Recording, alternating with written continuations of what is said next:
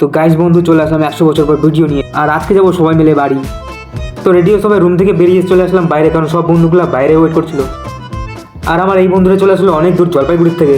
ও বললো আমার বাইকে তেলও নাই আর টাকাও নাই। আমার একটা বন্ধু বললো দেখ क्योंकि मेरे पास बहुत पैसा है, ये देखो दोस्तों पैसा, ये लो गरीब ब्लॉगर्स के लिए पैसा बहुत। তো বন্ধুরা ভিডিওটা ছিল 1 মাস আগে, প্রায় ভোটের একদিন আগে। তো কোনো বাস যাতায়াত হচ্ছিল না, তাই চলে আসলাম বাইক করে সবাই বাড়িতে। সুন্দর সুন্দর পোজ দেখতে দেখতে হাওয়া খেতে খেতে চলে যাচ্ছি বাড়ি থেকে।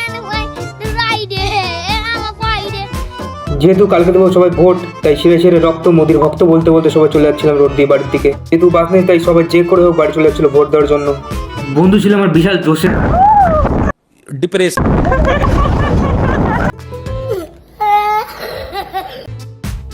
তো নদীর ভিউ দেখতে দেখতে ন্যাশনাল রোডে চলে আসলাম।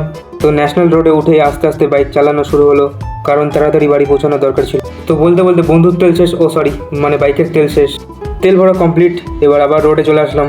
সবাই হেলমেট পরলো কারণ সামনে ছিল পুলিশ, আর বন্ধুরা বলছিল সেই ভিউ এনজয় করতে করতে দাঁড়ালাম একটা দোকানে, কারণ ছিল বিশাল রোদ। তাই সবাই একটু ঠান্ডা হয়ে গেলাম ঠান্ডা খেয়ে। তো দেয়া তো ঠান্ডা কোল্ড ড্রিঙ্কস।